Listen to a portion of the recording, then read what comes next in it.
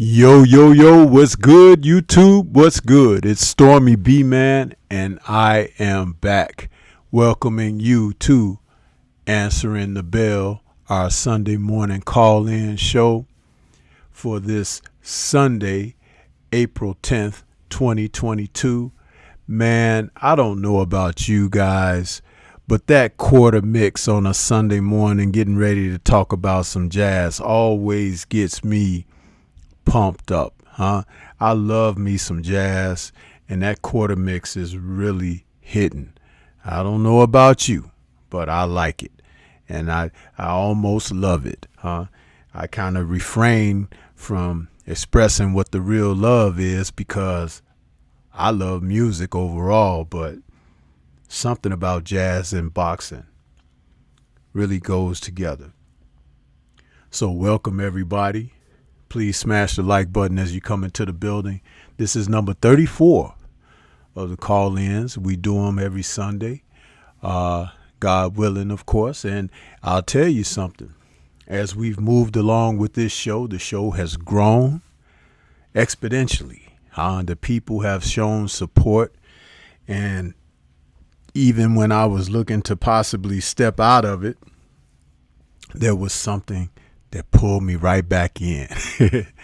And I'm glad because it gives me something to do. It gives me something to look forward to, producing content that people want to receive and participate in. So that's a good thing. Yeah. And, as we go forward, speaking of good things, there is something else I wanted to share with you all for today because I got the notification just yesterday that we have approached here on the Stormybman channel 1,000 uploads of content, which means that even though I'm not on the airwaves every single day, between everything that I have conducted from live streams to shorts to videos on certain subjects, it has come to a point where the acknowledgement for the work that I'm putting in is coming through in my analytics. And every time I receive one of these notifications, I like to share it with you all so you can see the progress. Everything is organic, man. I haven't paid for extra anything. This is like, me just doing what I do and you guys supporting and giving it the views, sharing, doing your part, supporting. And this is what happens when the community works together. And I like to take those acknowledgments and, place them before you like that so that you can actually see the work that's being done. I don't brag or boast about that kind of thing, but I am definitely a person who will acknowledge and make it be known that I understand how this is achieved. This is achieved through your support, through your donations, your super chats, your cash apps, sharing the content, so much more. Collaborations that I've had with fellow content creators out here. And this is why I say all the time, I look to continue to try to bring you the most quality of content that I can. And I'm growing slowly, but at the same time, there is a moment of taking a moment out and smelling the roses and, hey, spreading it around with you guys to make it a beautiful bouquet, right? So just wanted to say that and acknowledge everything. So welcome to the show this morning, man. I'm glad that we are back for a call-in, huh? And we're going to go ahead and do our little roll call to acknowledge who's in the building. First and foremost, we had out there Jose Diaz. Salute Stormy B-Man in chat. Mansa Musa Lifestyle is right behind him saying, salute Sensei. Volts UK in the building saying, afternoon, Stormy B-Man and the whole chat. Sheldon Holmes is with us today saying good morning and salute to you, OG Stormy B. Salute to you right back. Rob Sportsman Lee in the building saying salute. Yave is out there saying salute Sensei and showing some of those emojis that I like to see from the channel members. MPWTF is in the building saying salute Sensei. I appreciate that, man. And salute to Khan Shonery out there in the super chat saying salute and good morning. Salute and good morning to you, Khan Shonery, as well. Glad to see you back. We were up late last night with the post-fight show. And let me say this about the post-fight show, people. 500 views on last night's post-fight show. So people tuning in and watching Stormy B-Man, G5 Gabe, and 503 Lion, who joined us briefly as well. Hey, man, round of applause to everybody that came out and wanted to sit there and listen to what we had to say. And that means something, because at that hour, after watching all those fights, people could go to bed, they could go on out to the clubs, they can do whatever they're going to do, but they chose to sit pat and listen to what we had to say in our post-fight. And I am very much ingratiation for that, because it's like, hey, man, you guys didn't have to do that, but I really am enjoying and heart is warmed by that type of support, man, that late in the evening. So, and thanks again, Khan Shonery, for your super chat. King_Junior's in the building saying, salute Stormy B-Man in chat. Picasso is out there saying, yo, he says, salute family. I'm driving right now. Be safe. KG84 in the building. Channel member saying, salute Sensei with that emoji, and salute chat family. Chi-Town Finest is in the building saying blessings, Sifu in chat, saying to you, brother. Dwayne Jones back, bless up from the mighty ATL. Mr. Pac-Man 216 saying salute big dog, salute to you, Mr. Pac-Man. Who else we got? Jose is congratulating on the 1,000 uploads. I appreciate that. Boli in the building. Let's see. L-Dub is out there. He's saying, what's good? What's good with you, L-Dub? Good to see you this morning. Chi-Town's Finest is out there as well saying, well done, Sifu. I appreciate that. K-Rod, the phone man, is in the building saying, what's up, Stormy? What's up with you? He says, salute. He says 20 days before my birthday. I can't wait. Man, K-Rod is counting it down, bro. He gonna clown. I'm telling y'all, hey, you guys better put a few dollars aside for K-Rod, because he might go off the rails, man. We might have to have bail money for him. You understand? He gonna show out. Stick and Move is in the building. That's the first time I'm seeing you, Stick and Move. Salute to you. K-Rod says, Spence Ugas is going to be lit. The countdown begins. Antonio Hambrick is in the building saying, great post-fight show. Thank you so much for that, man. And I know you were out there for it last night. And Jose says that was 100. And everybody else is coming in as they can to salute. So, yeah, man, it's, Silvestrial out there. I see you, bro. He says, what's up? What's good with you, brother? Yeah, post-fight show was almost 2 hours last night, I think, but we had to chop it up because we had a whole day of boxing. And I'm just gonna say, man, they gotta find a better way to do that, and there is. They could give us fights for the weekend, Friday, Saturday, Sunday. Let Sunday be the culmination, right? You're talking about a day of separation for each card, meaning that those men, women who are battling on those cards, they can have a chance to, watch the other fights. They have a chance to, their families can do the same, and we have a chance to not miss a single punch. Why continue to have these outrageous schedulings where cards are overlapping 2 or 3 shows at a time, sometimes 4 in a day, and we have to pick and choose? All of us do not have the luxury of being able to you know, have several devices and try to watch everything as it comes. You know, and for some, hell, the attention span for the average person is horrible to begin with. So to ask them to multitask by watching multiple cards, you're asking for a person to have a brain conniption or something, man. Spread those fights out over the weekend so we can enjoy them to their fullest and go to bed, you know, fortified, satisfied from having taken in boxing on a Friday and a Saturday and a Sunday. And you don't have to do it every weekend that you have bouts, but you should do it when you have enough of those that will, under the current auspices of, overlapping, it'll prevent that.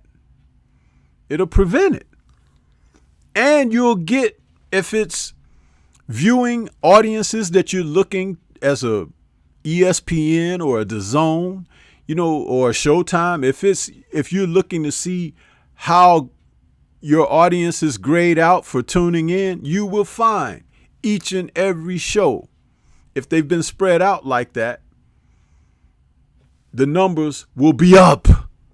More than football, more than baseball, more than probably the only thing that it won't outshine is college football.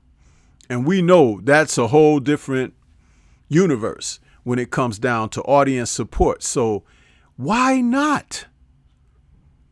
Why not? You could have a fight on a Friday evening. You could have a fight on a Saturday afternoon and then a Saturday evening. Or you could have it a Friday evening, Saturday evening, Sunday evening. Or a Friday evening, Saturday afternoon, Sunday afternoon. It is so many ways to work that out. They need to do that. They need to consider that. They need to start taking stock and interest in that. Huh? I'm an advocate of it, man. That's what I'm pushing for. 1,000. Definitely. You know, stop messing around. Give the people what they want. Huh? Because that's what it's all about, man. It's the support is there. The audience is there. You know, stop messing around. Give us what we really want, man. It's like you gonna give us some new gym shoes, but no new socks. Huh? Yeah.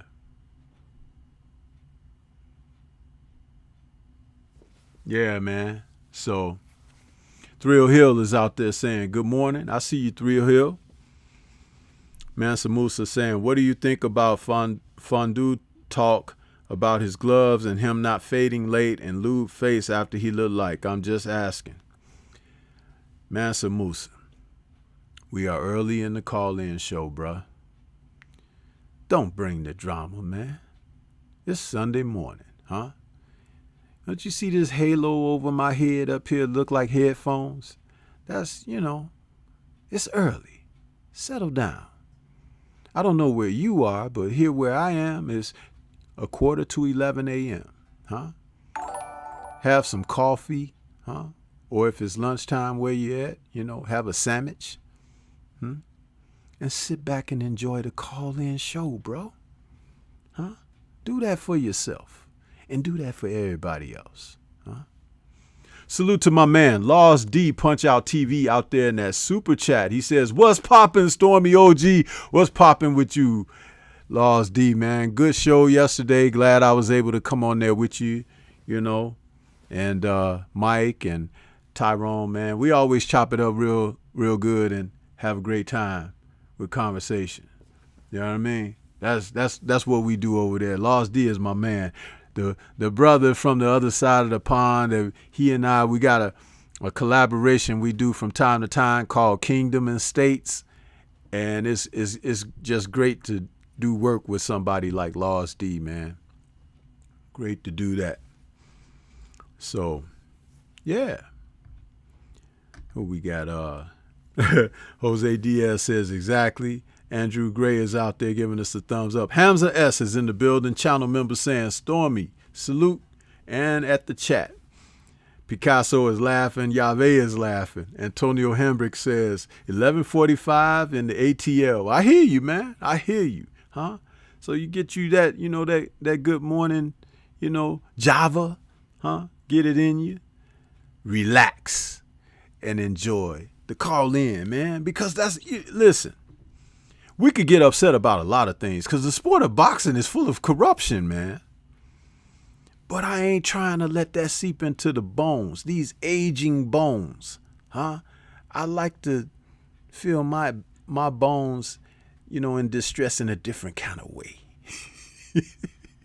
Not all the time, because Stormy will go off about this corruption in the sport.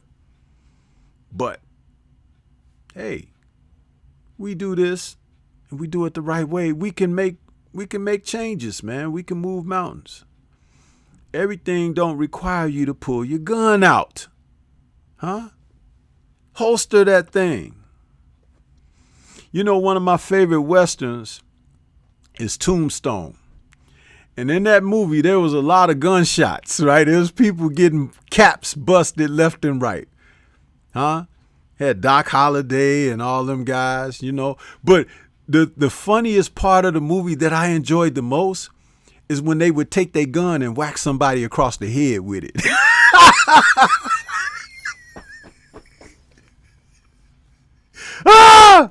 Dude, when they whack somebody across the head with the gun, I don't know why that just had me rolling on the floor, because it's like slapping a mark, It's like you slap them with your pistol. Master Musa, salute to you out there in that super chat. I appreciate you. He says, indeed, Sensei, 100. Yeah, man. Yeah, but, that's all I'm saying, But Tombstone, man, if you guys don't like Westerns, check that one out. I think you'll like it after you see it, And my man said, you see, you give somebody a slap across the mouth, get some respect around here. Shit. Woo. One of my favorite Westerns, man. I love Tombstone. My dad used to take me to the theater when I was a little boy to see them Westerns at the show, man. And it just stuck with me for the rest of my life. So I enjoy a Western. I enjoy it. But yeah, man, we're going to open it up and allow some people, to call on in to the show and kick things off, And hopefully we can enjoy ourselves today, hopefully. So, see what we got. The phone lines are open. Who is that? L-Dub says, this weekend coming up, we have fights on Friday afternoon on ESPN Plus, Friday night on YouTube, Saturday afternoon, Conor Ben, and then the big one, Spence versus Ugas. No overlapping this weekend. Hey, that's a great note there for L-Dub. We appreciate that mention, L-Dub. Let's see who we got here. Okay, we got 518 in the building. And if I'm not mistaken, this might be my man.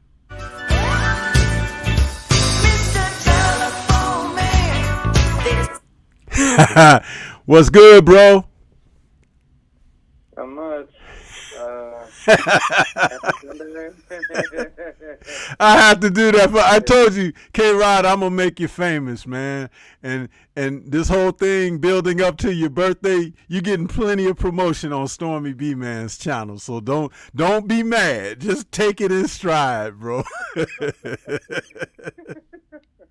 How you doing this morning? Man, I'm doing good. Like, I'm just, devastated from last night. Oh. Yeah. Yeah, last night was insane. Very good fight, highly competitive, and I just had like a good time, seeing good matchups. Hey, man, listen, all the way, and check this out. I usually get up very early for my work on the weekdays, so I'm an early riser. 4:30, I'm getting up or whatever, and I woke up my normal time without my alarm yesterday morning, and then I saw that the zone card was starting, and I was like, man, I ain't gonna sit up this early and watch this. So I laid back down, right? And then when I woke up my second time, they was coming to the ring. So I was like, oh, let me check out Triple G and see what's up with him. So it kind of worked out for me, but I wasn't trying to stay up for him, so I didn't see the fights that took place before him. But from that point on through the day, I got up, got out, took care of some errands, handled my business, did some shopping, and came back and was ready for the event. I was ready for the event, for the evening. So it kind of worked out for me. But I don't, I opened the show up talking about that, overlapping of show. They need to, I'm sorry, I'm answering a text message. They need to stop that, man. They need to stop that. So, but getting back to the Lubin card, and I know that's one of the things you wanted to get into. Let's just say there was some lessons to come out of that fight last night. If you're a boxing trainer, coach, cornerman, if you're a fighter that's in contention, even if you're not in contention, there's some lessons to come away from that. What do you think, K-Rod? And I can elaborate, but I want to give you a chance to express yourself. Yeah, I agree. I was really upset that Lubin didn't really listen to his trainer, and I definitely have to criticize his cornerman, his cut team, not handling the damage that he took against Fundora, because I was thinking Lubin, he had the style to beat him, and it just seemed like he just didn't listen at all, and he had too much ego coming into the fight, and Fundora did what Fundora did, from round one leading up to the stoppage. He just basically outclassed Lubin with his pressure and just forced him to his weak side to start landing extra unnecessary shots that Lubin decided to take. And just from there on, I just knew that fight itself was just very unwinnable, because Lubin wasn't listening to his trainer, and his team wasn't really being cautious of what the damage that he took against Fundora. And honestly, it kind of made me feel like that Kevin Cunningham didn't really stick to his aggressive instructions to tell Lubin to stop taking these unnecessary blows. And from there on out, it kind of just made it feel like that Lubin didn't take this fight a lot more seriously to actually make the fight a lot easier for himself to actually have a chance to beat him. Yeah. I know that Kevin Cunningham is a very good trainer, and he has a reputation for, having a certain type of discipline and structure with people that he worked with. But I'm not so certain about how strong that discipline is, because this was a fight going in, and I don't know very much about Lubin outside of what I've been able to see publicly, whatever exposés they had on him or whatever. So I don't know much about his personality, his character, and things like that. But I would have liked to see him live up to what he expressed in press conferences leading up to the bout, when he talked about, we have a game plan, we have a game plan. He fought like a man that didn't have a plan. He really did. And if his game plan was to lay and play to the strengths of Fundora, it was going to be a short night for him, period. And that doesn't mean that Fundora is this beast. But he has had tremendous success beating people up, fighting on the inside. Why would you play to the strengths of that? Regardless of if you've got a great punch or not, regardless of whether you think you're in really great shape or not, why not make Fundora be a fish out of water? Give him something different to adjust to. Give him something to think about. Overall, that's typically the strategy in boxing. You box the slugger and you slug with the boxer. I keep talking about this, and it's like people have come out, even content creators as of late have started saying stuff like, oh, the old stuff and it's different now. And listen, man, what has worked for hundreds of years has worked for hundreds of years. Modern medicine and everything has come along and made some strides and given people some hope and also opportunity that they couldn't have without it. However, this sport was founded on certain rules. The Marquess of Queensberry. And I will tell you this. When you are facing somebody who's extremely good at something, right? And you try to go in on what they're best at and prove that, oh, I can be better, even though you haven't proven that you can be better. But all of a sudden, you become some kind of brainiac and you think, okay, I'm going to go in here and do this. You're just making it easy for the other guy.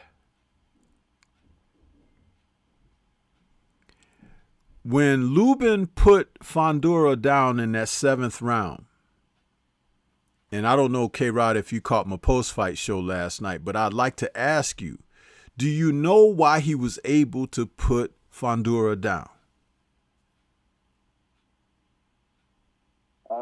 I'm not too sure, but I would assume he landed the harder effective shots to his body, and then he worked upstairs to actually hurt him to the point where he was able to drop him, right? No, that's a little bit of oversimplification, but I'm going to make it short and sweet. He hit him with combinations. Most during the fight, he was trying to land a big shot on him, a big shot on him, a big shot on him. And Fundora is the kind of fighter that you know, he can take a shot. He can take a solid shot for whatever reason. You know, and some people have good punch resistance. They do. You don't understand where their chin comes from. Like, people couldn't understand where the hell did Evander Holyfield's chin come from, fighting all those men who typically outweighed him 10 pounds plus, you know. But he could take a shot. But can you take a few of them? No. And that's what happened. But what also happened in that instant is that Lubin did that not out of tactic, not out of strategy, not out of what could be advantageous. That was his last call to victory. He took a shot in the dark. And he got a result, a very positive one, but wasn't able to follow up on it at all. It was his last blow because in the 8th round, Fundora came out, won that round. And in the 9th round, Fundora came out and was beating him pillar to post again. And then they stopped it after the end of the 9th round. So here you could see where had he just opened up with punches and combinations, you get yours and get out of there, in and out, giving angles, you could have success, but not languishing on the inside, allowing the man to batter the freaking hell out of you. It's really that simple. And Fondura's made to be looking like something that he really isn't. He's a big guy, has extremities, and someone said in I think it was in Knockout Boxing's show earlier. I was listening to those guys before going live, and salute to he and KQKC. They do great jobs on Sunday morning with their show. Someone has said that a lot like Diego Corrales. Diego Corrales used to like to fight in close. Even though he was taller than most of the guys in his division that he competed with, he liked to fight in close and give, give and take. And he didn't mind the contact. Well, Fondura don't mind the contact either. But with fighters like that, you have to put them together on them. Because, see, they're always looking to come back. They want to fire with what they got. But if they're busy covering up and taking them and catching them and stuff, all of a sudden it changes their psychology. Because they don't know what type of numbers you're going to run. Because you don't run the same numbers all the time. You might hit them with a 4-piece. Then you might hit them with a 2-piece. Then you might hit them with 6 punches. You see, but you switch it up. When Lubin said he had a game plan, I thought this is what we were talking about. Obviously not. Go ahead, K-Rod. Yeah, I agree. It's just to me, like, I've never seen Lubin get beat up this bad, and just by looking at all of his previous fights leading up to now, like, he's been on a super tear, and he was, correct me if I'm wrong, he was, actually, listening to his cornerman instructions through Coach Cunningham. But for some odd weird reason, you wanted to just trade with a volume inside, puncher in Fundora, in which Fundora was gaining a lot more success on the inside, and you could have easily made the fight a lot better by sticking your jab more to the body and moving around the ring more. And I think, honestly, that type of style was necessary to beat Fundora, because it's like, Fundora, he's a very flat-footed fighter. He doesn't really have that much defense, and I think, like, for me at least, beating another southpaw would require you just taking their, skills and abilities away from their skill set, and then once you break them down to the point where they're able to get knocked down or knocked out, then you just break them down like a tree, like you said. So. Yeah. See, it should have been a little bit of this, and that for Lubin, because he was supposed to exercise the options. The only thing that Fundora was going to be able to do well is beat him up on the inside. So he should have been least available for that. And I'll tell you why Fundora doesn't want to box from the outside. And I kind of gave a little leeway into that on my post-fight show last night. Have you ever met guys that are like big dudes? They're big, or guys that are very tall, and, word that they get a lot is, man, you're tall, or man, you're big. Sometimes to certain individuals who are said that is said about, it plays on them mentally. And they don't like it. I hate that everybody's always reminding me how tall I am, or I hate the fact that they always calling me a big man and this and that. And so they do certain things physically to adjust, like they'll hunch a little bit or duck, and it's like they don't even realize that they do these things. But it's that kind of thing that it's almost like being bashful or being apologetic for who you are physically. Well, in boxing, because boxing is such a mental game, for someone like that, he wants to fight in close because it's comfortable to him.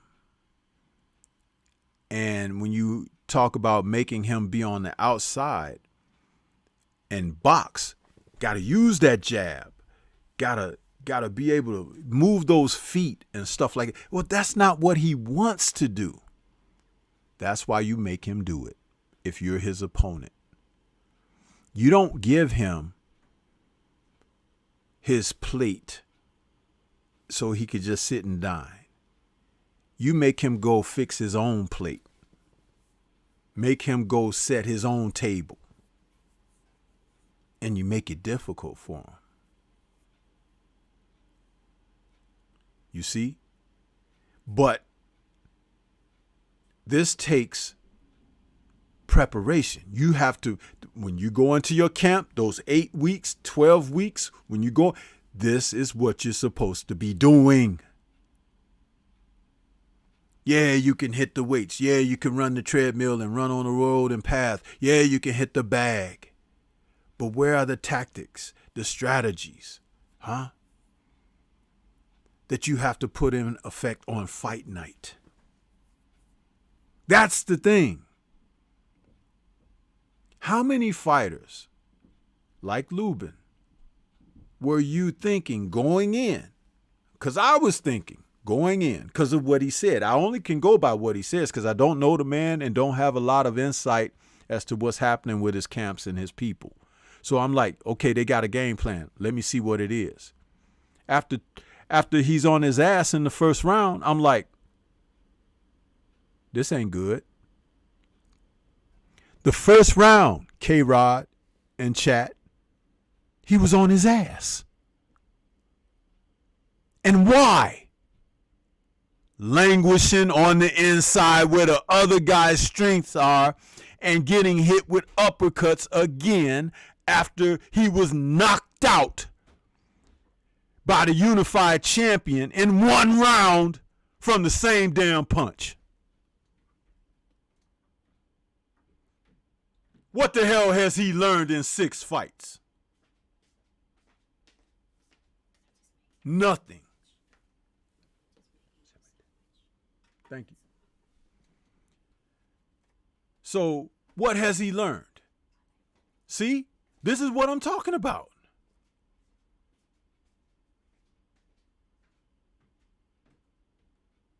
The hardest fight for Fondura is going to be against someone who doesn't give him what he wants. Period. Period.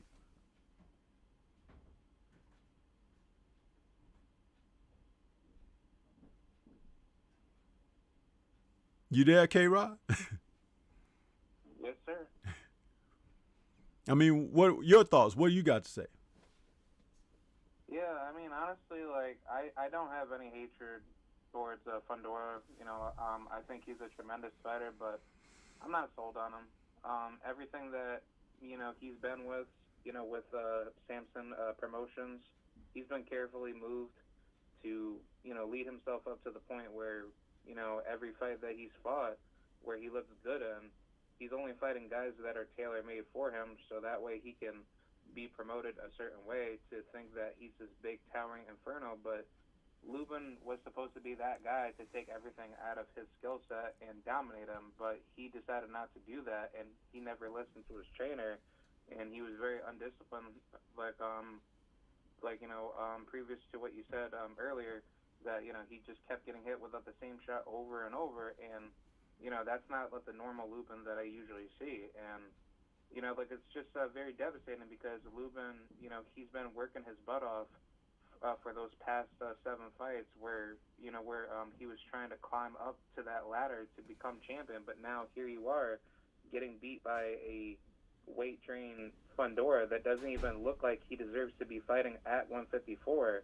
That just doesn't really make you look good as a fighter. So I don't know what's going to happen for Lubin, but I hope everything, you know, is well for his career and legacy. But, you know, this is a really shitty performance. Yeah, absolutely. And he put Mr. Cunningham in a bad spot because, you know, the abuse that he took, remember, he took that punishment. He took it. He didn't get the hell out of the way of the shots. He took them over and over and over again. Like he was eating gummy bears or something. You know, you hit me a couple of good shots, and I'm like, hey, okay, I'm getting ready to move the head. I'm going to step out of the way. I'm going to you got to come get me, huh? I ain't going to just lay in there and let you just knock my head around like it's a damn bobble doll. No. In the Triple G fight, Once Triple G hit Murata with that big right hand that knocked his mouthpiece out his mouth, that knocked all the fight out of Murata. It was whatever, whether his jaw got dislocated because he was stretching the jaw after that to the end of the fight. When the fight was over, he was still over there in the corner trying to stretch that jaw because it knocked his mouthpiece out. It was a right hook that went around his guard, hit him right on the jaw, and his mouthpiece went flying like 10 feet away. I'm going to tell you, when you get hit, and I said this recently on one of my live streams. I talked about it, and I gave the example of Edwin Rosario and Hector Camacho. Sometimes in a fight, you could get hit with a shot, and you just say, you know what? I don't ever want to be hit like that again. Some people quit and walk away and say, hey, I'm done. Some people will lay down and go to sleep. Some people will run like Camacho did for the rest of their career. Camacho said after that Edwin Rosario fight, hell, I ain't standing in there and letting nobody hit me like that no more. It was fun when he was knocking other guys out, but when he got hit and he saw his lights dim, he was like, I don't want that for me. Where was the intelligence of that with Lubin? Trying to be a tough guy? Tough guys in this sport get hurt, bro.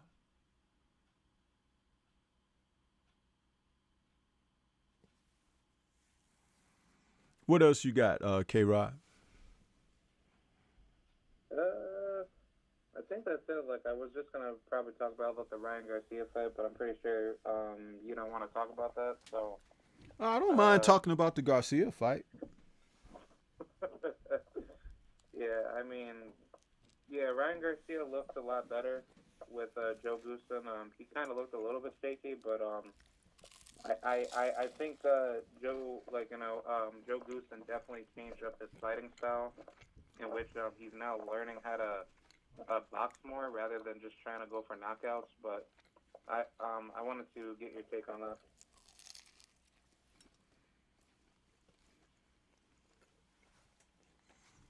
Well, you have to excuse me a second. A sandwich was just brought to me. Listen.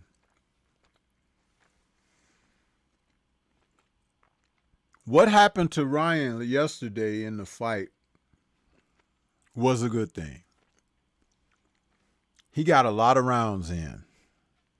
They were hoping that Tago was going to come in and lay down when he got hit with something. He'd been out of the ring a long time. He's with a new guy that he's familiar with, Mr. Goossen. And he needed to be able to perform to get back in boxing, like to get his feet wet back in boxing again in a live match and everything. So I'm not necessarily going to criticize those things. What I will criticize is he has, as a professional fighter, not shown any boxing improvement whatsoever. And that's where he's going to run into some trouble. If he doesn't get his boxing skills together, he's going to have a hard time. And that's just the way it is. That's a real thing. What do you think about that? Yeah, I agree. I think Gervonta, he would sleep him the way he fought. I'd probably even say Frank Martin and any guys out of the top 25 in the lightweight division can easily just roll, just basically destroy Garcia at this point. But he definitely needs to work on his boxing skills. He's just not that type of fighter where he chooses to box. If anything, correct me, he chooses to knock you out, and then he runs himself into that catch-22 principle where if somebody hits him with a good, counter, he could definitely get himself knocked out. So I think Ryan needs to just focus more on boxing and stop trying to rush for knockouts. Yeah. See, last night he was headhunting. He was throwing hard shots. He threw everything hard, like he was trying to hurt the guy. But he never set anything up He never went to the body to slow down the guy's movement. He didn't do a good job of cutting the ring off. You see, those are technical things that you can criticize him for because that's where his problems lie. Now imagine if he's competing against a better fighter than to go. You got problems.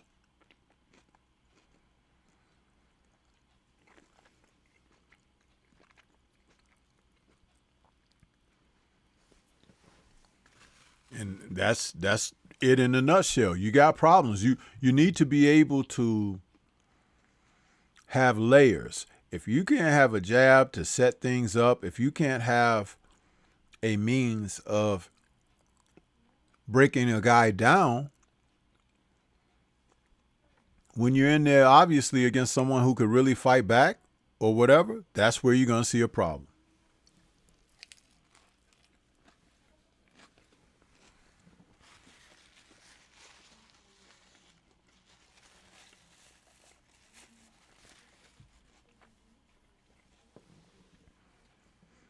Come on, K-Rod, why are you so quiet? Oh, no, I'm sorry. Yeah, I agree.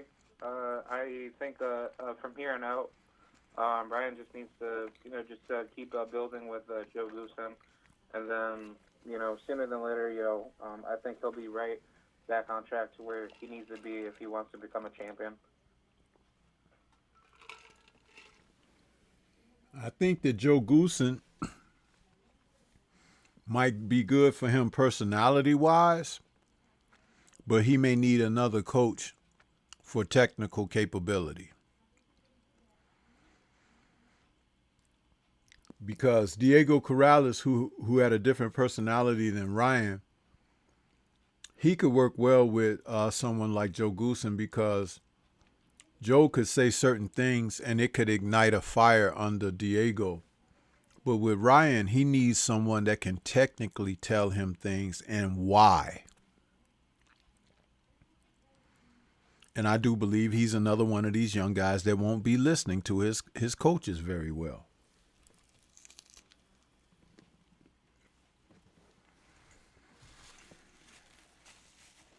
Yes, sir.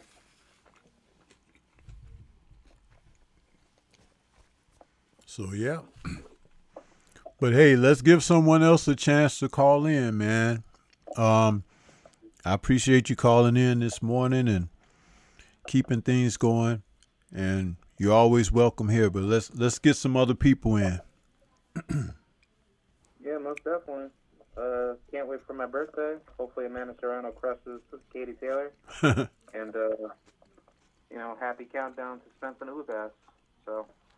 Yes, sir. And I've already put the word out there that we need to make certain that we keep you some bail money ready, because just in case you go off the rails, man, because we know you're going to be celebrating pretty hard.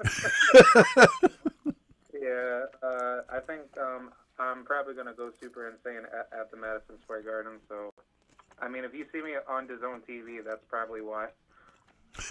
Okay, we'll be watching. All right, K-Rod. Yep. Take it easy, bro. All right, peace. Yep, thank you.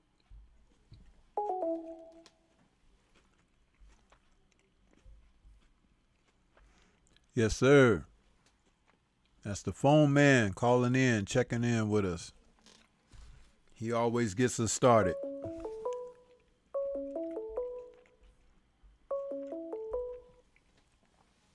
Okay, we got 415 in the building. Who's calling? Welcome to the show. What's on your mind?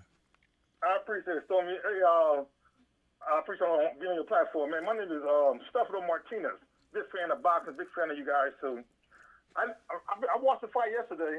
I haven't heard nobody talk about Lubin Corner. They would prepare. They ain't had nothing for his face, no ice for the swelling. It reminded me of Mike Tyson and Buster Douglas. When Mike Tyson corner had a Lake State glove of water, besides having anything for the swelling. Wow, you mean to tell me? You mean to tell me what's your name again? Stefano Martinez. Stefano Martinez, welcome to the show, man. I appreciate you calling in. You mean Hey, I appreciate it, Stormy. you mean you didn't hear nobody talking about that? No, I haven't. Oh, well, that means you ain't tuning in to the Stormy B-Man channel enough, brother, because if you had listened no, be quiet now. I'm getting ready to come at you. Go ahead. If you had listened to my post-fight show last night, for the first 30 minutes, that's all I talked about. Oh, hey, Stormy, you the only one caught that then. Why you think I'm called the sensei, brother? Go back. No, listen, I'm going to tell you something. Go back and watch my post-fight show from last night.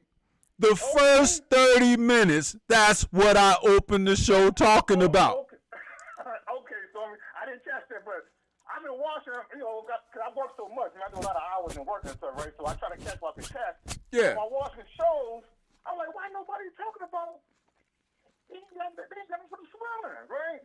Mm-hmm. And then, so now I watch you, man. You very knowledgeable about boxing, man. I watch you, man. I remember I watched you with yes, I'm on the show. Brainstorm, man. The brother who always he go back to old boxing. Scrapbook. Scrapbook.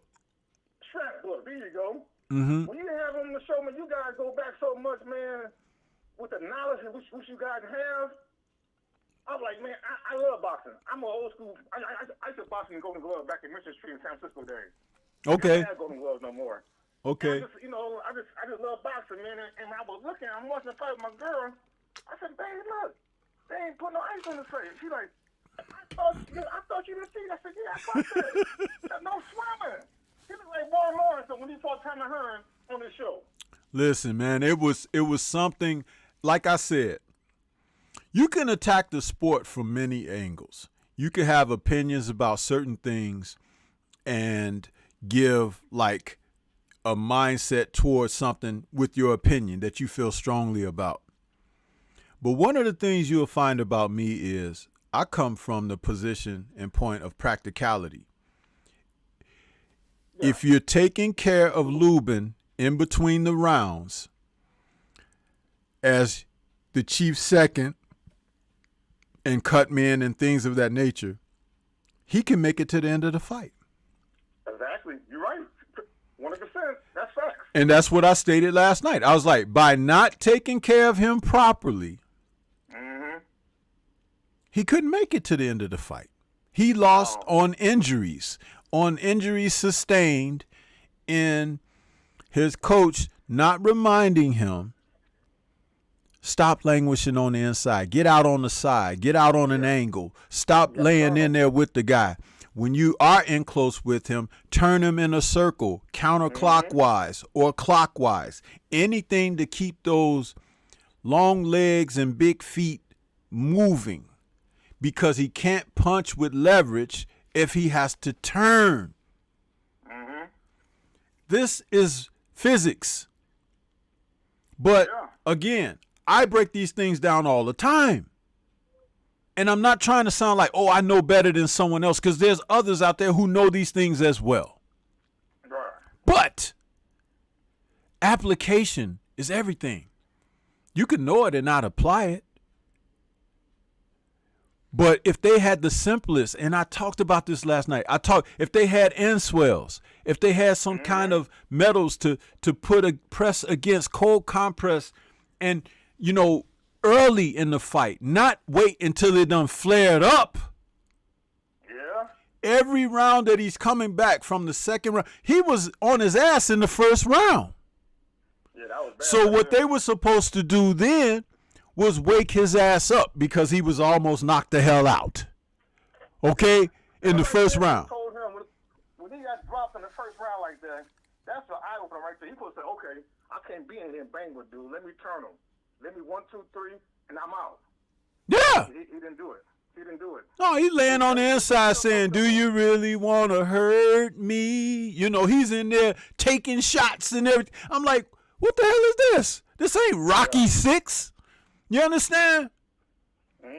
But listen, when we say what we say, people get mad. But I hope other fighters were out there watching this and said, you know what? Let me get the best cut man I can get. Let me get, as much seasoning as I could get as to how to manipulate and utilize tactical strategy measurements in against someone, not to do what they do best, but to take them outside of their comfort zone. It's important. Yeah. Yeah, so you're right, man. So what Lewis did, man, he gave other boxers the blueprint how to beat that guy. Yes. He's tall, he's 6'5", but he could be beaten. It showed last night. And he's not going to get knocked out with one punch. You have to put them together. You got to hit him with combinations. Yeah, 1, 2. That's what I was saying. When he was in there, he put 1, 2, 3, I'm out. 1, 2, 3, I'm out. Oh, 1, 2, 3, 4, I'm out. Turn him. He had that fight, but he didn't listen to a corner. As soon as his trainer told him what to do, the left hook, he went in there and just went straight to him. I'm like, dude, why you want to bang with him for? You don't have to. He wanted him to bang with him. That dude who's 6'5", that brought me that guy, he could fight. He could fight the inside of his 6'5".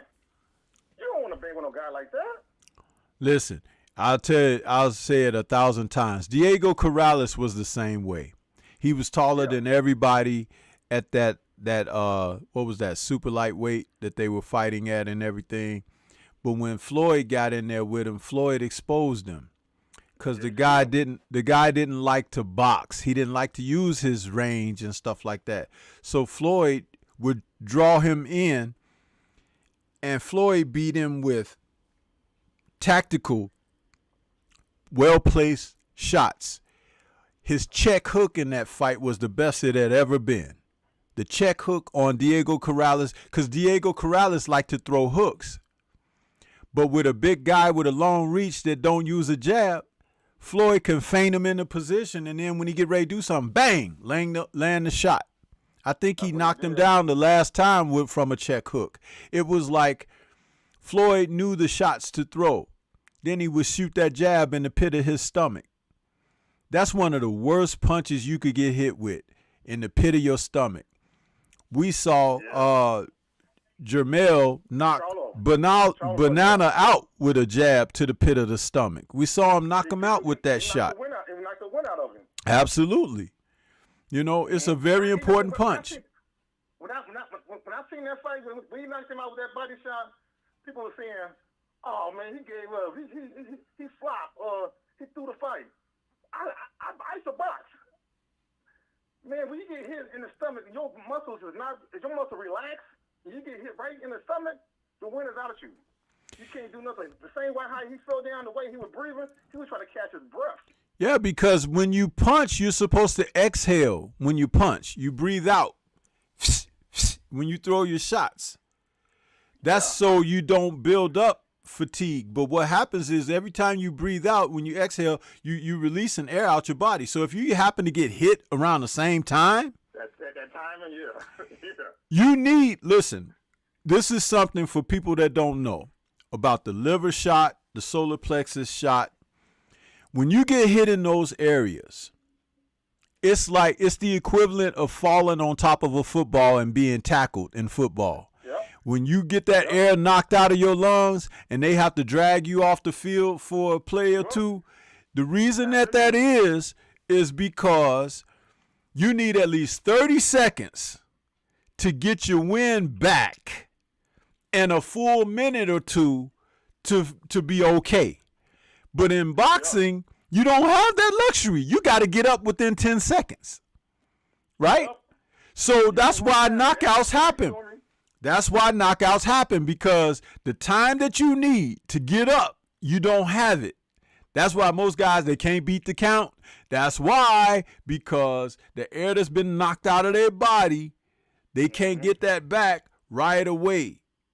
And it's like you need that amount of time to right yourself, and then that extra amount of time to be good again.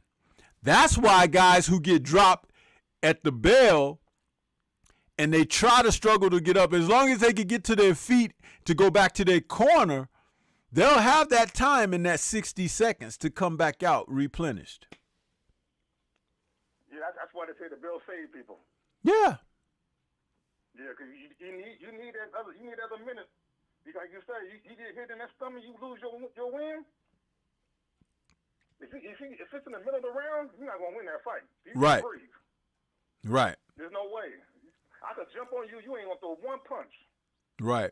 Because you try to breathe. It happened to me. Yeah. I know, like you said about the kidney shot. One time a guy hit me with a kidney shot on my left side. I felt it on my right side. Mm-hmm. And you know what happened? The bell saved me. Because I was about to say, man, I said, it's over. I went to my corner. I started breathing. Said, you all right? I said, yeah. But I wasn't all right. I got hit with a shot to the left. I felt it on my right. Yeah. You know? Yep. So I know about the body shot. And my favorite punch was 2 to the body. I just want to throw the left hook 2 to the body. Yeah. And they're gonna drop their hand. I go straight up down the pipe. And there's my favorite 1, 2, 3. And there's a combination involving the left hook that I don't see hardly any of these young guys today utilize. But it's such an effective shot. Mickey Ward made a career off of it. It's the left hook to the head followed by the left hook right behind the elbow. That shot will knock a guy out quicker than anything. Yeah. Because guys will block that left hook to the head. But if you bring it right back down under that elbow, boom! Yep. Dude, that's home cooking. 2 to the body. It's home cooking. You know who else was good with that left hook? Floyd Mayweather was when he was lightweight. He'd knock you out with a body shot. Yeah. I mean, Floyd Mayweather had one of the coldest left hooks to the body. I mean, cold. Yes. People don't talk about that, about Floyd. Yes. You know? He had his left hook was perfect. I mean, it was just so perfect to the body. Definitely. You know, if you get weight, like you go 140, 147, you'll lose a lot of power in your left hook. You know? Mm-hmm. But when he was 130, 135, pretty boy, not money, but pretty boy, that left hook to the body, perfect. I'm telling you. I know. Yeah, hey, I gotta go, Stormy, man. I appreciate it, man. I'm a big fan of you, man. I love the knowledge you bring to the sports, man. And I'll join your show again. I'm already subscribed to your channel.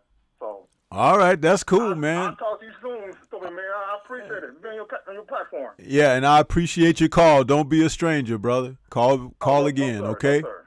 All right. No, sir. All right, have a good one. Peace to you. Yes, sir. Great call, man. Great call.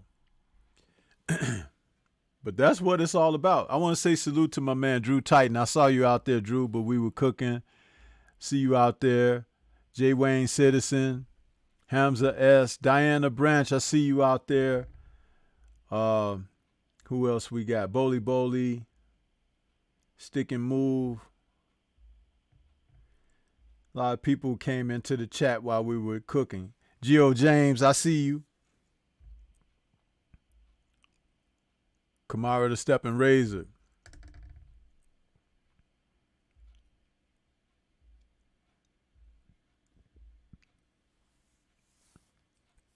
DOG G215, I see you out there. I am Trill Will, welcome, bro. I see you. Yeah, but listen, great call, and that's what that's about. Being able to decipher what you're looking at. Now, he picked up on what I talked about last night, and it's interesting because he was thinking that nobody had picked up on it, but I talked about it. I actually opened the post-fight show talking about that, about Lubin's corner not being able to handle the damage he was incurring on his face. And the only thing I saw was an ice bag, which looked like a Ziploc bag with ice in it, and they was holding it up again. But you need answells, you need knot blockers, you need things to work specifically in that corner between rounds. And when you have those items, it makes your job easier and keeps your fighter replenished and refreshed. But I do add something on that I didn't speak on last night is this. Once Lubin may have had anything that was along the lines of fractures or something, then even the answells and things like that were not going to be of much assistance because things blow up like a balloon when you have bone fragments or fractures under the surface. So, I just wanted to say that and make that clear. You guys should know that. So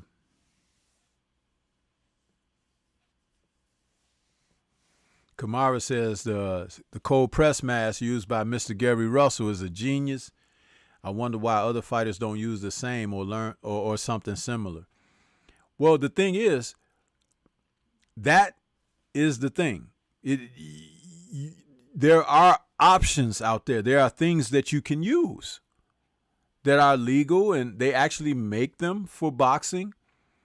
Title Magazine, which is like a magazine that where you could buy boxing equipment, they sell a lot of that stuff. I have a knot blocker and an answell in my gym bag, my boxing gym bag with all my other stuff, my equipment and everything, mouthpiece, cup guards, all that stuff. I got all of this stuff, but you needed it. And guess what? I was coaching and training and sometimes sparring with guys, but it's like I had all the stuff in my bag. PGH Big Dog, I see you, bro. Yeah, Diana, he needed to go straight to the ER. According to some of the reported injuries he sustained, it was like he got hit in the face with a bat.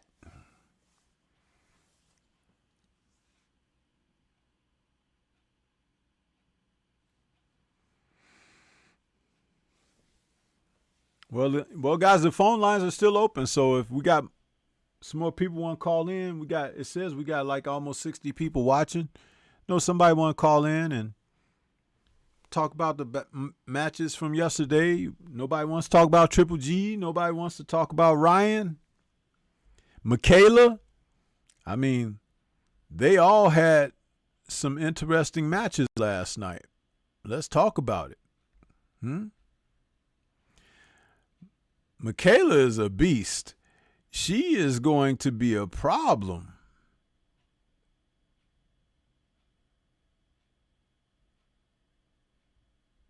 That girl, she beat up Han last night, and Han was, a good fighter.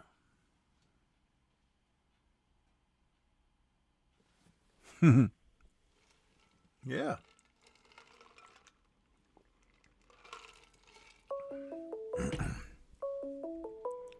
There we go.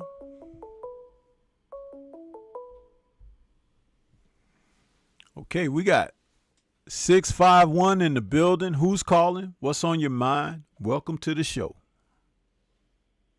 Well, hey, what's going on? Stormybman, this your man, Bill Mahar, Mr. Mahari Nation Sports Podcast, calling from Minneapolis. Hey, Bill, how you doing, man? Long time, brother. Yeah, long time, man. How you doing, bro? Yes, sir. How you doing, man? Welcome. Thank you. Well appreciated, man. I will start off by saying that I did watch the Erickson Lubin fight, and man, that kid got man. I don't know what to describe the beating that he took last night. I mean, against that lengthy Mexican dude, like, man, I felt like he got hit by a sledgehammer, bro. Like, man, he needs to take at least a 2-year rest or something like that, because I don't know if those injuries are not going to heal properly if he took a short rest, like a year rest or something like that. Because, I mean, Erickson Lubin I thought the beating he took against Jamil Charlo was bad, but man, bro, he got beat up, and he got the physical scars to prove it too. Man. Yeah, it was tough, but you know something? It wasn't from like, how can I say this? He was getting hit with the same shots over and over again, bro. Yeah. That's why he got the damage he got, because he was being hit the same way over and over again, and he got chopped down like a tree, as a result of that. There's a simple thing that you you call moving your damn head, and getting off the line. And he wasn't able to do that. And laying in with those uppercuts that he could never see because Fandora throws them the proper way. You know, there's a certain way that you throw your uppercut. And Fandora does that very well because he's very comfortable fighting in close with people. This is why you don't give him what he wants. You do something a little different to make him have to come out of his comfort zone. I can't stress that enough. Yeah, man, it's like in basketball. Like if you keep doing the same move over and over again, eventually the opposition is going to read that and it's going to take away that move, and then you're compromised. Right. That's why you always got to think of counter moves, you know, and that happens in all sports too. But I just felt like Ruben kept getting hit with that same shot over and over again, and I'm like, bro, you're getting hit with the same shot. You got to adjust. And right. That's been the problem for Erickson Lubin throughout his career. His inability to adjust, you know, during the fight has been his biggest, you know, impediment for his career. Mm-hmm. Yeah, man. I talked about him when he put Fandora down finally. It was because it was due to a succession of punches that he had put together, combinations. Fandura's the type of guy you're not going to get rid of him with one shot. And you're not supposed to try to get rid of anybody with one shot. The whole consensus is supposed to be put your shots together. And some of the most beautiful knockouts come from when guys have thrown combinations. Boom, boom, boom. Do you remember when Ali knocked out George Foreman? Of course I do. I watched the highlights. It's one of the most beautiful. It's one of the most beautiful combinations in boxing. When Ali was against the ropes, he turned to the side. He threw two right hands at George's face. And as George turned to follow him, he stuck his jab in George's face. Double, double, double. Boom. Dropped the right hand on George's chin, and George went down to the canvas. It was like he turned him and tricked him into following him and unleashed those shots. And it was a combination. But if he had just looked to hit one shot, he wouldn't have got the knockout that way. You see? When he knocked out Cleveland Williams, same thing. A succession of shots that Williams couldn't even see. The punches were so fast. Got him out of there. Got him out of there. People don't realize, it's like they when I say people, I'm talking about certain fighters of today, even guys who can punch very well. They believe so much in their punch that they think that I'm just going to clean this guy up with one shot. But sometimes you might want to take a little power off of the shot so that you can throw more of the shots, and whatever your finishing blow is, let that be the power shot. Yep. And then you will get the desired results. That's when you get the desired results.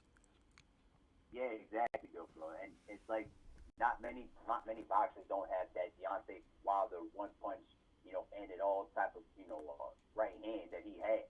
Not like Tommy Hearns too, who also had a right hand from hell that could just pretty much end the fight with one shot.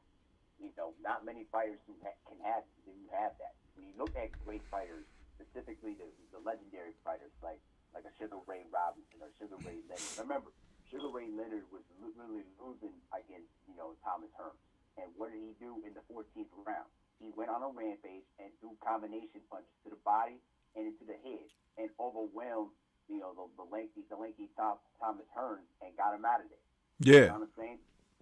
People don't look at that stuff. They look at, oh my God, he could knock him out in just one punch. Bro, there's not many boxers out there who have one punch power. It's rare and far between. The only one we have right now is Wilder. That's about it. Listen, most of Mike Tyson's best knockouts came off of combinations. People just remember Mike hitting somebody upside the head and they go down. That happened a lot, yeah, because it's the speed and the power and strength he had. If he catches a guy clean like that, usually, but those weren't the shots that knocked him out. The shots that usually knocked people out when Mike got knockouts were off of combinations. Boom, boom, boom. And it's like, it's like guys are gone. Yep. But you just remember the final shot landing. But no, combinations is what takes you through and puts you to that point, or I say brings you to that finishing point in a bout. And the sooner guys get back to understanding that, the better off they'll be. Yep, absolutely. I do want to say one quick thing about Ryan Garcia. He just looked shaky as hell. I was never sold on Ryan Garcia to begin with, and now the combination of all those times, laying off and taking things for granted, not training hard, and now it's starting to show some ring rust now. And I just don't think. In my view, I don't think he can beat the elite fighters. Maybe the B level or the C level rank, but in terms of the A level guys, no chance. He has not polished his boxing skills enough to compete with guys who are at the elite level. If there is really an elite level for his contemporaries where they are, because I don't really consider any of them elite. They have to fight one another for someone to persevere and prevail and become the best of them. But right now, all of them have their own glaring weaknesses and problems. Probably the only guy out of that batch that may be elite might be Tank Davis. Might be Tank Davis, because Tank can box. He has very fast hands. He has decent defense, and he has what everybody else wished they had, which is the equalizer. He can put you to sleep with either hand. Tank's difficulties come with because he's so short, it's like, but that can be advantageous as well, because as a shorter guy, he can present a smaller picture in there. So when you have to reach for him or whatever and go look for him, he can spring up out of that and catch you. And that's very dangerous. So it's like he does have some benefits that are going for him tremendously, but he would be the guy that I would put at the top of that. Everyone else has questionable things coming behind that. And that kid, what's his name? Michael, the young Ali guy that they talk about, the one who looks like Felix Trinidad and Muhammad Ali. That kid is coming on, and he can box. He might not have that equalizer punch, but he can box very well. So that's going to carry him. Anytime you can box, you can, even through a rough patch, you can right the ship, because you could rely on your boxing ability. But when you can't box and you don't have an equalizer, you kind of out there like a Michael Rivera. Thanks, L-Dub.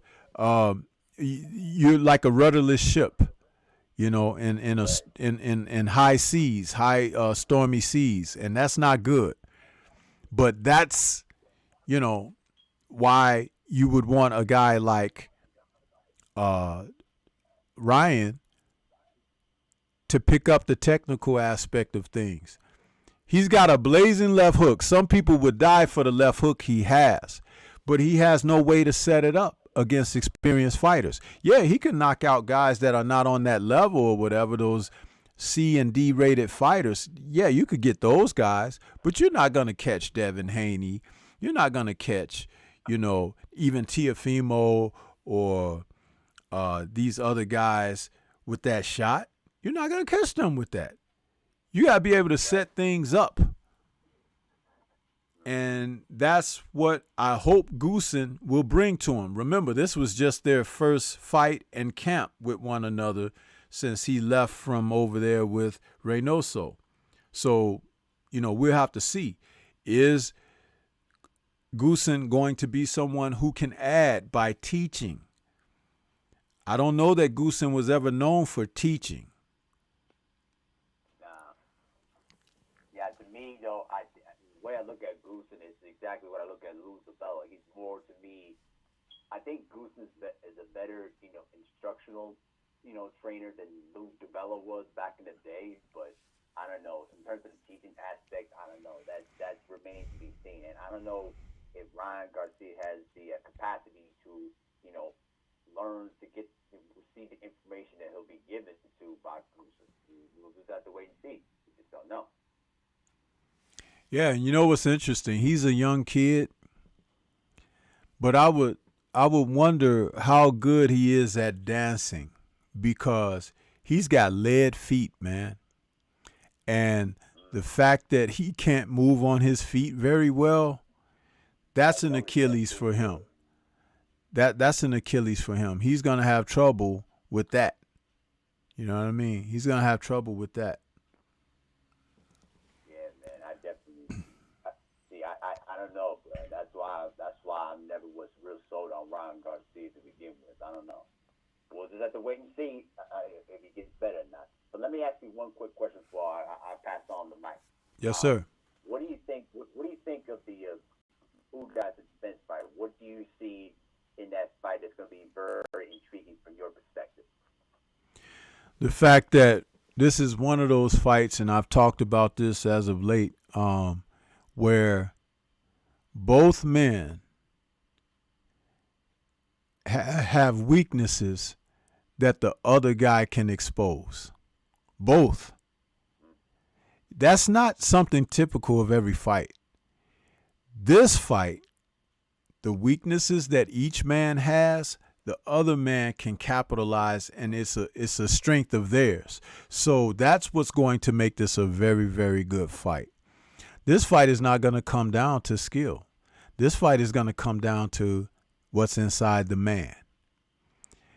After the first 4 or 5 rounds, what you could do tactically and everything, that's going to start to go away and go out the window, and then it's going to be a competitive thing of like who really wants this most. And at this particular time, it might be easy because he's familiar to say Errol Spence. But then, just as I was watching part 2 of All Access before I went live, you cannot count out Yordenis Ugas' desire to want a better life for him and his family and what he's come away from. So it's like, that's immeasurable. We don't know. Somebody is going to have to say, okay, he's better. And this, again, this doesn't have anything to do with skill. This is going to have everything to do with who wants it most, who is willing to make a sacrifice. And you never know until those questions are being asked in the ring. I remember when Jamel Herring was having that fight against the Puerto Rican fighter. I forget his name at this time, but it was a couple of fights before he fought Shakur Stevenson. It was the fight that everybody thought he quit in because he had a bad cut and everything. But what was happening in that fight was getting kind of tough for Jamel in a way that he may not have been mentally ready for at that time, because he dropped the guy, but the guy kept coming on. And it was like the head clash or something, and he was bleeding. And he went back to the corner. He was telling Bomac, he was like, hey, you might want to stop it, because I can't see you or something. He was like telling Bomac that, and they were like, well, we don't want to stop it if you ain't ahead on the cards and stuff like this. So it was like they had a brief moment of in the corner, like, do they really want to stop it and this and that? But again, the consensus was, well, we thought he was a Marine and this and that or whatever. But sometimes when something gets going tough for someone, you just don't know how the person is going to respond to it.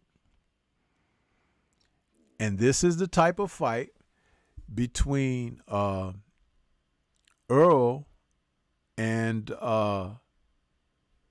Yordenis. It's going to call that to light, man. And that's why I want to tune in, because it's going to be a good fight. Highly competitive natured men in there with one another. and at a point in life where that they should be fighting. Even if this wasn't for titles, this is a damn good fight, just between the contrast of the men.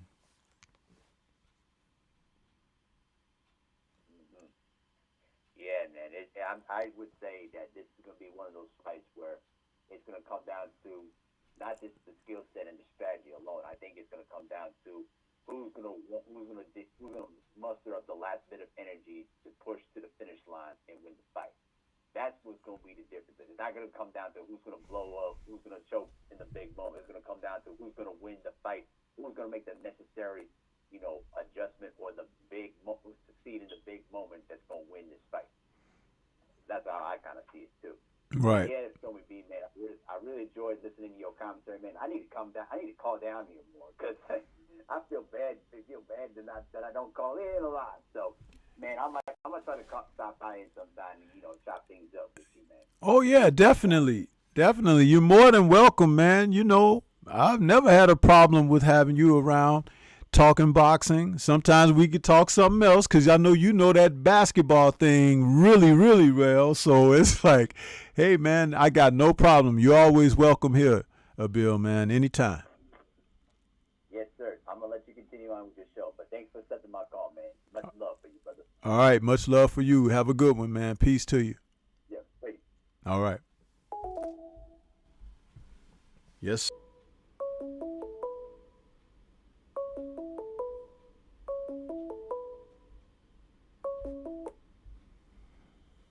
Okay, we got 202 in the building.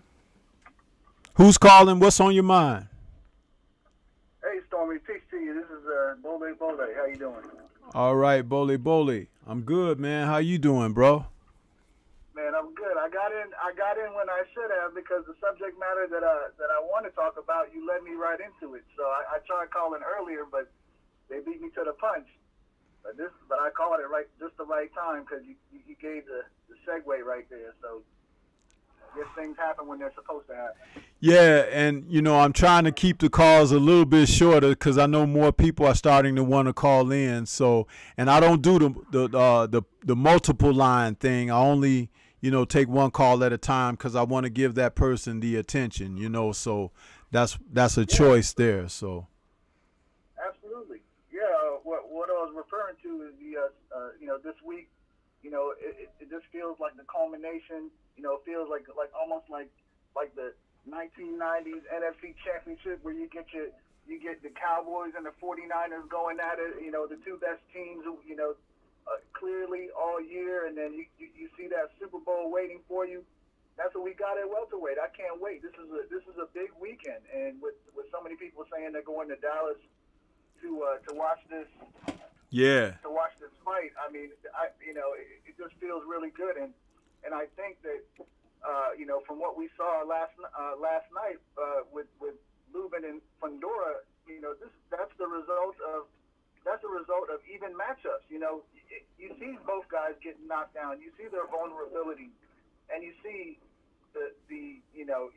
you're left sitting on edge. What's going to happen? Boxing. There's no perfect boxer, and sometimes those idiosyncrasies is what creates greatness, right? Like Fundora's length and the fact that he likes to fight inside. Just weird stuff sometimes. That's what you get. Nobody's like the other.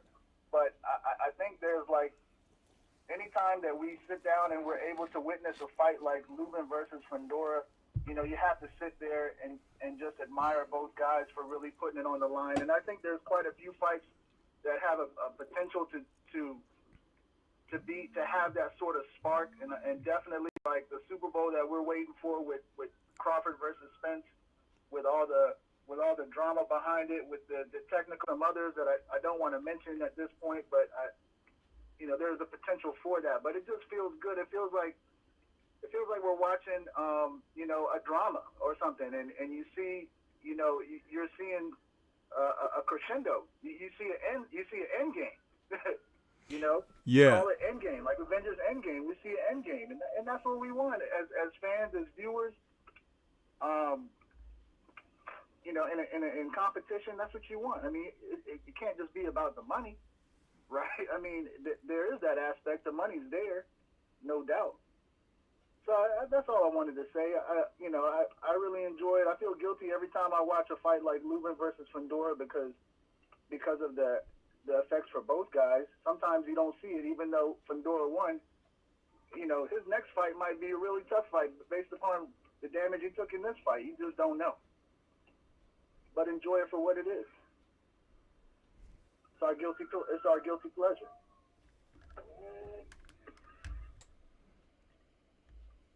You there, Stormy? Yeah, I was listening to you, brother. Hey, I'm done. one of the things I wanted to say about this too is this. You are correct 1,000% when you say that these guys, fighting each other at this time, being colleagues, being in the same era, being in the same age group and bracket, being at the same level of competitiveness. We don't know who's best until they face off against each other. You can say who your favorite is. That's fine. But who's best comes down to something else. I had remarked a couple of years ago when the names at the top of the welterweight division were this in no particular order. You had Spence, you had Crawford, you had Porter, you had Garcia, and then you had Pacquiao, right? That was a couple years back. And I was saying that these guys need to all fight each other. I'm sorry, you had Thurman. I said Pacquiao. I meant Thurman. They all need to fight each other. They're all roughly close in age and everything. And I guarantee you, if they all faced one another at least one time, no one comes out of that undefeated. No one. And the reason would be is because all of them have different styles, but they also have strengths that are the other's weakness and vice versa. So it's like you never know until you mix it up. That's like when Ray Leonard and Tommy Hearns got together. Tommy Hearns was the better boxer. And for 14 rounds, he was outboxing Ray till he got caught at the end, and he got stopped.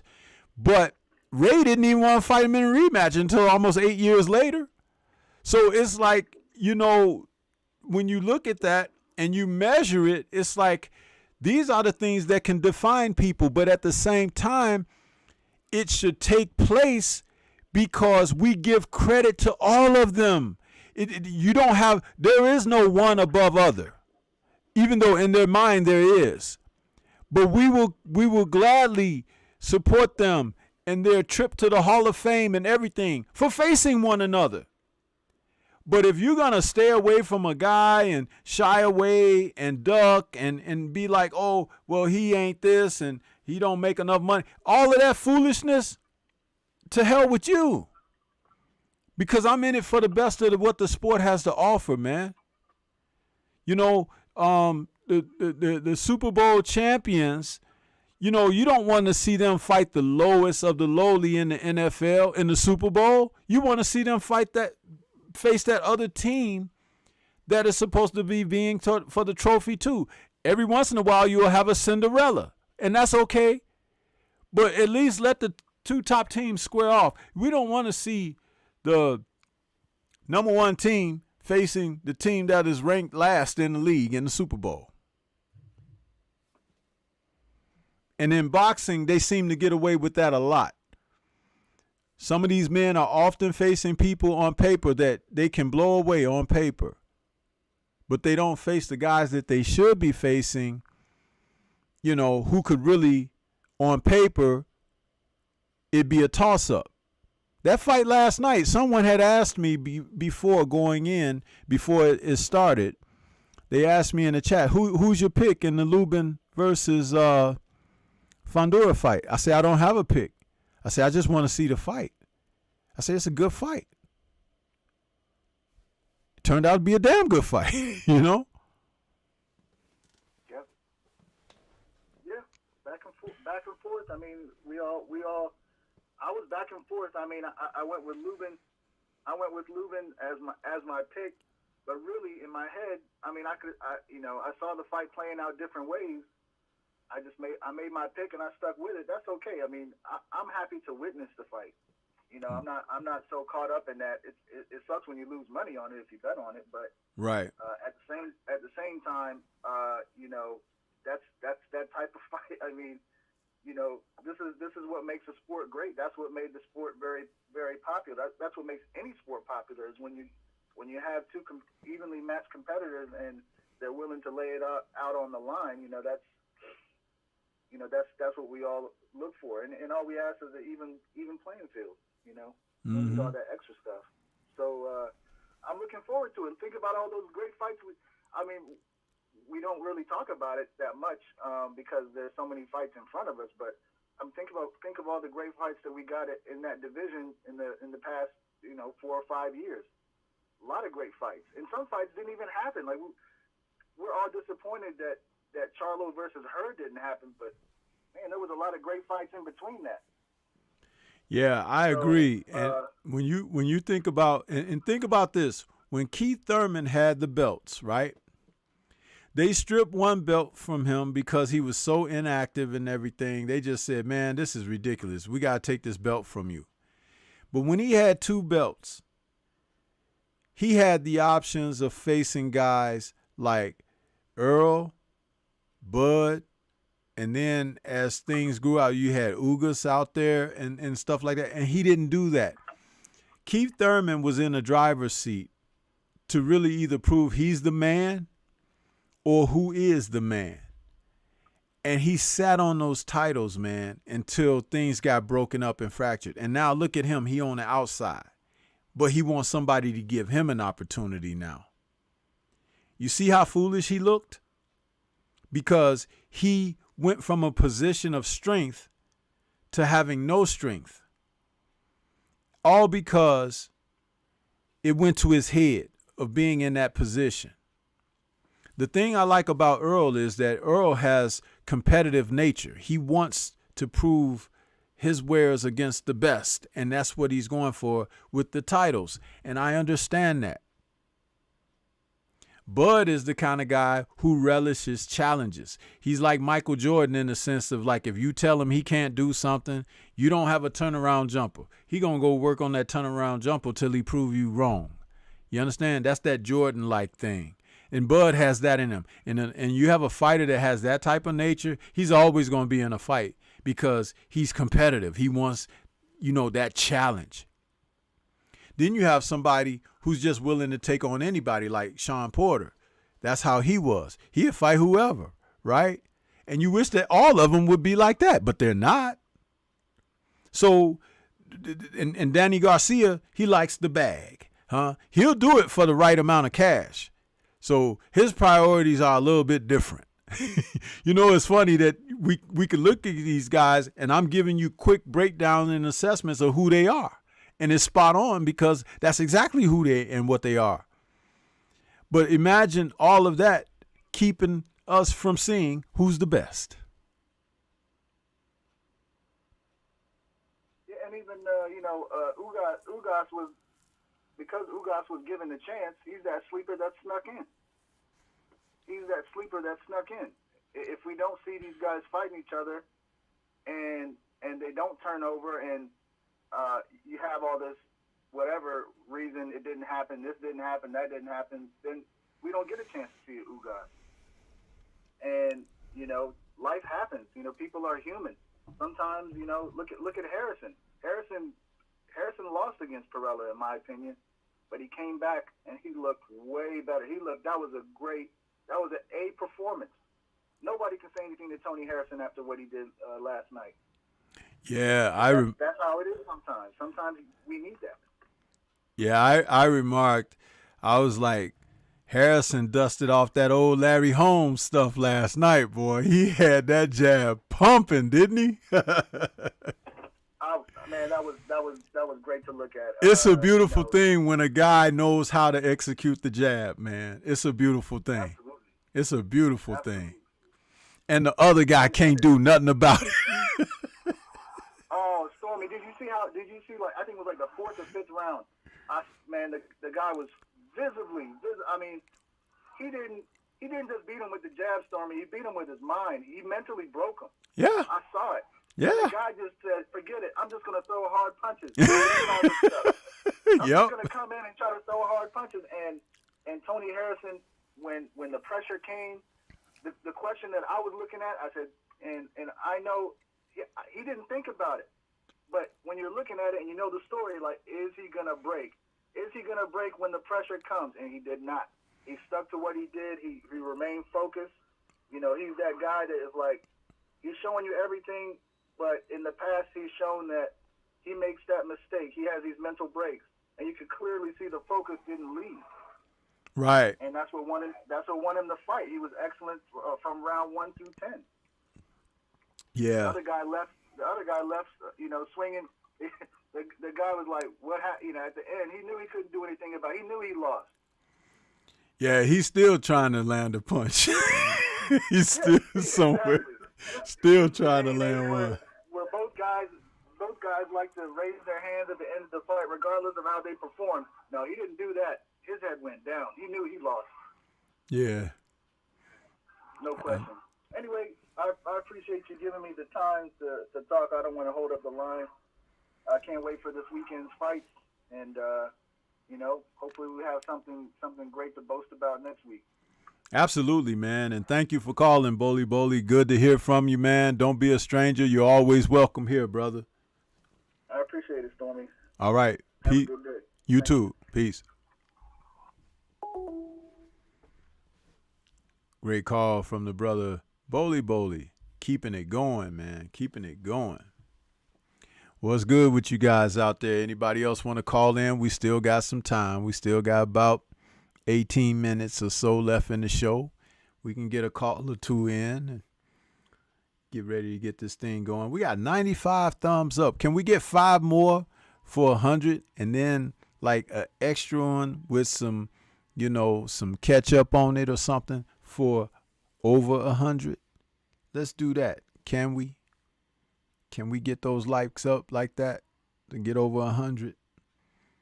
I know I got a couple people out there peeping through the blinds in the bushes, huh? Get them likes up, man. Get them up. It's a great call-in show today. You guys have really got some conversation on you, so like that.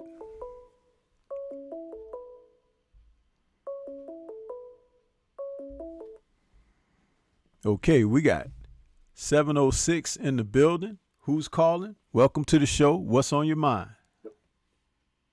Hey, what's going on, Stormybman? It's King Bunny, 86. Hey, man, what's good with you? How you doing, King Vonnie?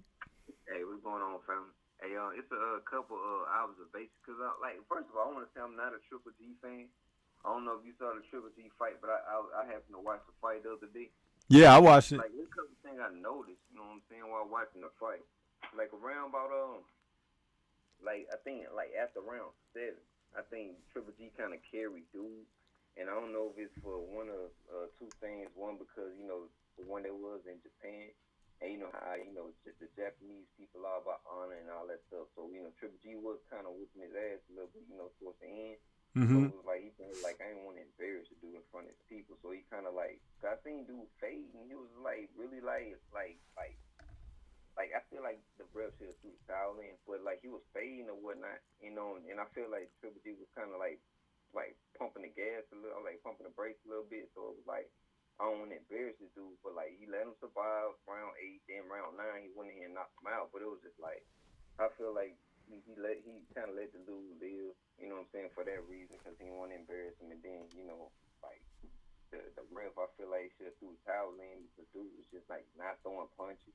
He was just like surviving. He was not even surviving. He was just like get it over with. But Triple G was just like letting him live, you know, for the reason I stated. So, you know, like, but I don't want to be long-winded about it. But I had watched the fight. You know, I watched fights on mute, and I had noticed that. I was just like, dang, man, go ahead and throw the towel in, dude. It's like obviously not fighting no more. You know what I'm saying? Like, the dude gonna die in that. You know what I'm saying? So I feel like the ref should have, like, something should happen with the ref. He should have stopped the fight. I feel like Triple G let the dude live because he didn't want to embarrass him, and basically that's it, just because it was in Japan or whatnot. But I just wanted to just, you know, you probably took on that a little bit, you know, get your thoughts on that. But I just made some observations. what I saw in that King Vonnie is that Murata was always in over his head with Triple G because he's not on Triple G's level. But early on in the fight, he was doing some good things because he went to Triple G's body, which was very effective, almost like 50% more effective than you might regularly think. And he found some good cooking there, but he didn't know how to sustain that. It was almost like, a guy who got out front and then didn't know what to do once I'm out front, and Triple G was winded as early as the third round. He was really puffing and blowing. But this is the thing. In that round where Triple G knocked his mouthpiece out of his mouth, when he knocked Murata's mouthpiece out, that did something to Murata. I don't know if he broke his jaw, he dislocated his jaw. He went to stretching his jaw for the rest of the fight. Even in the post-fight when he was, being interviewed and stuff, he was over there flexing his jaw. That punch knocked all of the fight out of him. It was like it did something to him. And he didn't fight very much the rest of that round. And for the rest of the fight, he got stopped like 2 rounds later. It's like he just, he realized, oh, I can't beat this guy. And Triple G started punching with more power, like not that he found more power, but he started punching very hard because he could see that the guy was withering. His experience allowed him to see that the guy was weathering like that, and then he was able to take advantage. And next thing you know, he put together a succession of good shots, and they threw the towel in. But by no means should one look at this fight and think that Triple G is in a good place, because he's not. That dude is finished. He's shot. They put him in there against a guy that didn't belong with him, and the guy did good for 4 rounds. If you put him in with a guy that's on his level, or even, dare I say, better, what happens to Triple G? He probably gets stopped. I was imagine him in there with Canelo. I was just like, Oh, if he fights Canelo again, Canelo is stopping him this time. Stopping him. Brutally. Brutally. Because Canelo saw that body work that Murata put in. And he's a hell of a better body puncher than Murata. And he has great feints to the body. Canelo. He sets those punches up very well. See, a few years ago, after they fought the rematch, I felt like Triple G wanted a third fight with Canelo because he felt like that's the biggest fight he can fight and make the most money, but he feels like Canelo can't knock him out. That's what I said a few years ago after they fought their second fight. But when Canelo starts saying, oh, I'm not interested in fighting him no more and this and that, I'm going a different direction, I said, Canelo ain't fooling me. Canelo is a very cunning person. He'll wait and allow Triple G to get a little bit older and then say, let me go back and have him, because then he'll be able to go for the knockout because of Triple G having slipped, and that's what it'll be. And then he'll look better as of stopping him in the third fight. He'll have that legacy defining win and be able to say, I got you. You understand? And that's exactly what they're speeding toward right now. They don't fool me, but Canelo will have to get through Bivol first. But I'm telling you, he allowed this man to age enough, because you look at Triple G's last 3 fights, including last night, and Triple G looks like crap, bro. He looks like crap. He has really gone downhill fast.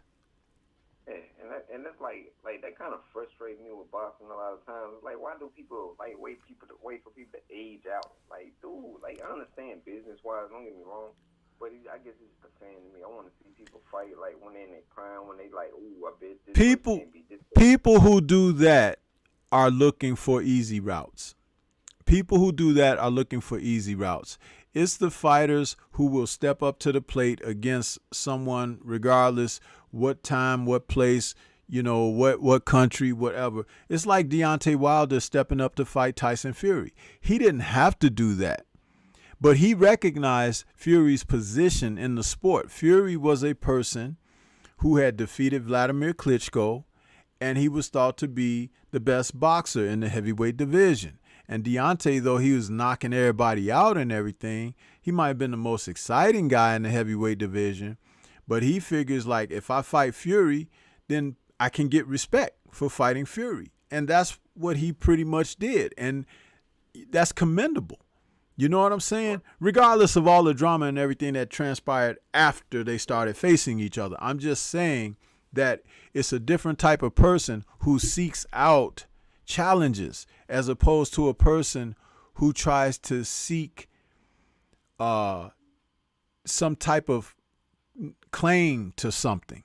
And that's what Canelo is doing, like winning belts at different divisions and everything, but not beating the best guy at those divisions.